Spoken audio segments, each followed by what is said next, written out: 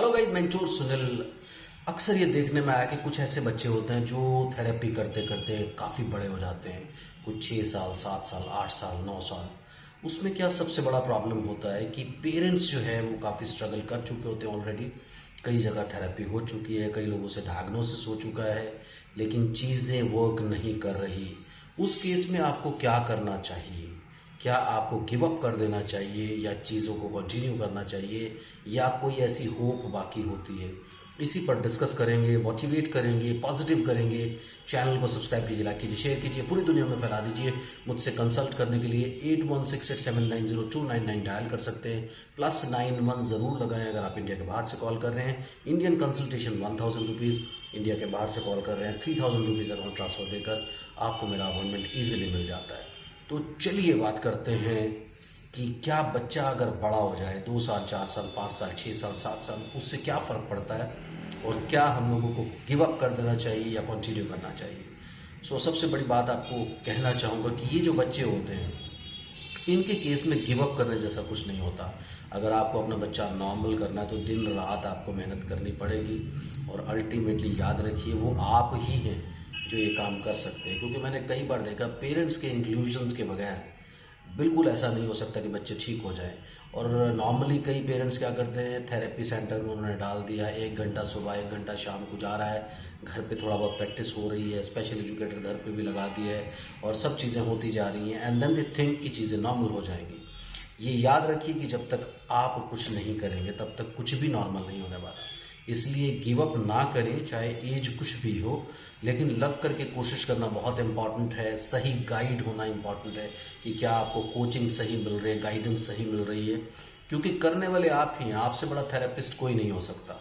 इसलिए आपकी guidance proper हो। आपको कुछ टाइम पे अंदाज़ा हो जाता है, जब आप थेरेपी करना शुरू करते हो आपको 2, 4, 6 महीने में आइडिया हो जाता है कि चीज़ें वर्क कर रही है कि नहीं कर रही हैं। अगर बिल्कुल वर्क नहीं कर रही हैं फिर तो आप ये मान के चलिए कि चीज़ें ज़्यादा ख़राब हो रही हैं। लेकिन अगर कुछ वर्क कर रही है, यानी आपको 10%, 15%, 20%, 30% बेनिफिट मिल रहा है, तो चीज़ें वर्क करेंगी। इसलिए आपको लगे रहना चाहिए।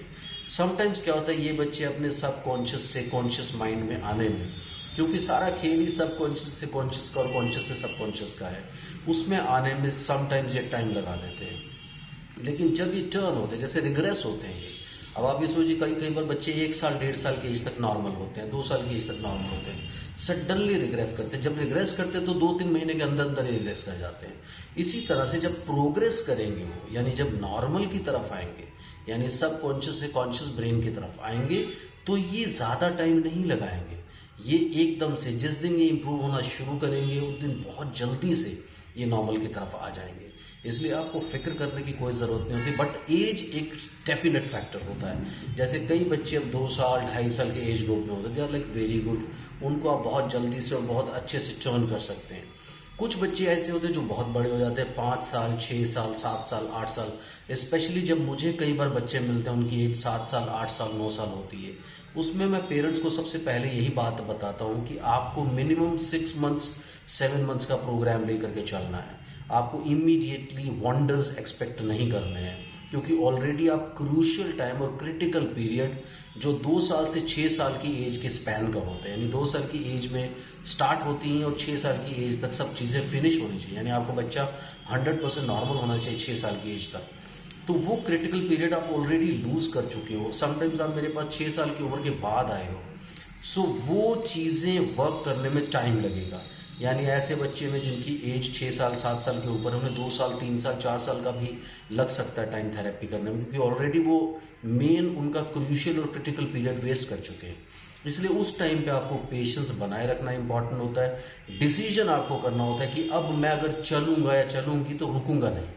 समटाइम्स क्या होता है कि आप फिर, क्योंकि आप ऑलरेडी फ्रस्ट्रेटेड हैं, आप ऑलरेडी डेस्परेट हो चुके हैं, इतना लंबा टाइम निकल चुका है, उसकी वजह से क्या होता है कि निराशा इतनी ज़्यादा होती है, नेगेटिविटी इतनी ज़्यादा होती है कि आप में वो मोटिवेशन नहीं रहती और आप जल्दी से बिलीव भी नहीं करते, क्योंकि ऑलरेडी आप बहुत सारे लोगों से थेरेपी ले चुके हैं और थेरेपी और चीज़ें वर्क नहीं करी हैं। इसलिए आपको उस टाइम पे थोड़ा सा पेशेंस रख करके आगे बढ़ना चाहिए, बिकॉज वो टाइम एक ऐसा टाइम होता है कि वहाँ पर अगर आप गिव अप कर देंगे तो ये चीज़ें फिर ज़िंदगी भर ठीक नहीं हो सकती।